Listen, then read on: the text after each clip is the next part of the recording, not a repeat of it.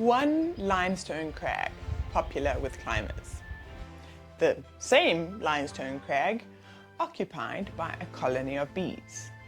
Two blocked climbing routes. One beehive 16 meters in the air. Four intrepid climbers determined to safely and kindly remove the beehive. How hard could it be? Excellent!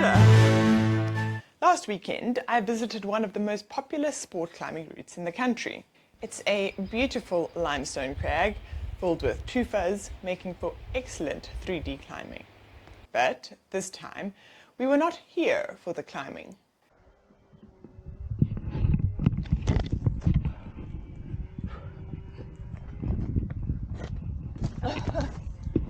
We were here because something, well, 1,000 little somethings, made it impossible to climb one of the most popular routes, Sid Vicious. It turns out that all the features that make this a great wall for climbing also make it a great home for bees. And this particular colony has slowly been growing its hive for the last year or so. In the beginning, the climbers and the bees coexisted fairly peacefully. At first, it was just a little irritating not to be able to use the knee bar where the bees had taken up residence. But as the bee colony grew, they became more protective of their hive. Woe betides any climber who dared to cross the flight paths of the bees entering and exiting hives. Lately, it had not been possible to climb the routes that passed near the beehive. The bees and the climbers have reached an impasse, and something had to give. And so a plan was hatched. 4 volunteers would go to the crag, hoist themselves over 16 meters into the air, and move the bees from their home in the hole to a new home in a bee box. It all started swimmingly. The ropes were in place, and the first climber in a bee suit started journeying towards the hive. When Warren was still about 5 meters from the hive, we heard it. The first, ouch! Not long after, the dams started. The bees were angry and attacking the person on a rope who had not yet done anything to them. It turns out, bee suits were not made for climbing, and the bees were stinging through the suit where the harness pulled it tight. With a ferocious single-mindedness, they were working their way into the sleeves and the legs of the suit, ignoring the gloves and boots meant to prevent this action. Warren's language got exponentially stronger, and it ascended at a rapid pace. Below, we were caught a bit unawares. Lofty, who had just started ascending, was being borne down from above. Below, the helpers who weren't in bee suits were helpless. We could see the bees swarming all over the bee suits, but couldn't really do anything to help. Being in a swarm of bees is strange. It starts off fine. At first, it's like walking underneath a beehive in a forest or something. You can hear the hive. The loud buzzing is all I heard in my dreams for a while, but you can't actually see the bees. Then you see a few buzzing around. It's fine, ignore them and they'll ignore you. But soon, they are not there just to mind their own business. They are there to defend their home. They start bumping you, flying into your face and hitting you, a warning sign. And then suddenly, there are lots of them, and they are swarming you. And if you take too long to leave, they stop warning you and start stinging you.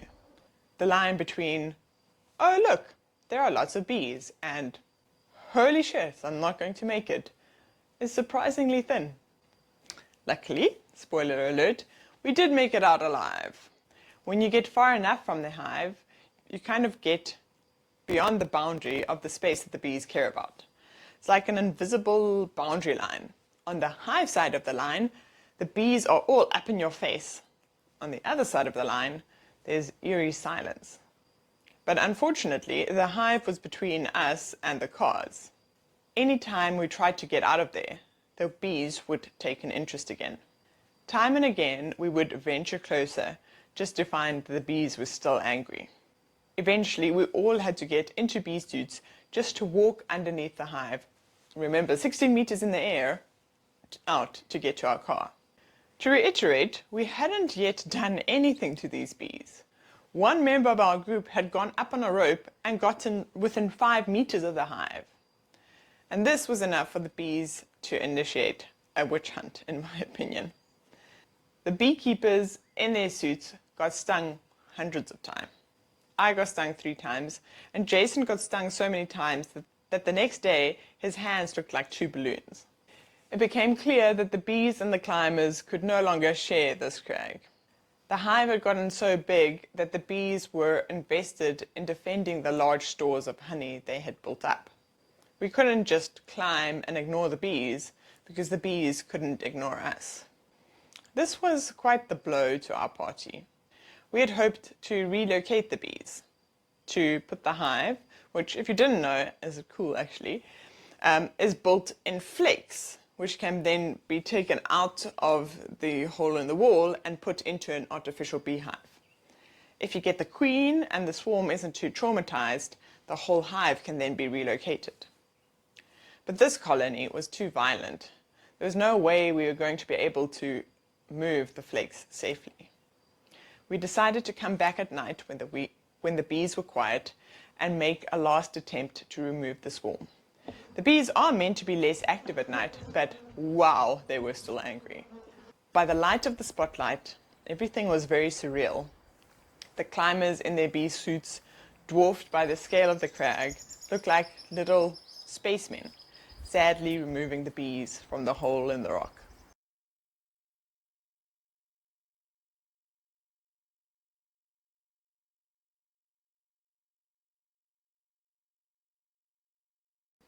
In the morning, we surveyed the carnage. Most of the honey and wax had already disappeared, probably reused by neighboring swarms marauding for materials. We filled the hole with plastic bags and expanding foam, hoping to dissuade the bees from returning to this hole that smelled like hive. I don't know what happened to the bees, whether they followed their queen, swarmed, and started a new hive in a different location, whether a new queen had hatched and they started anew with her, or whether the hive simply died out due to our intervention. We left the crag with very mixed feelings. We were tired, traumatized, and sad. The route was clean, but it felt like a Cadmean victory. We had cleared the crag, but at what cost?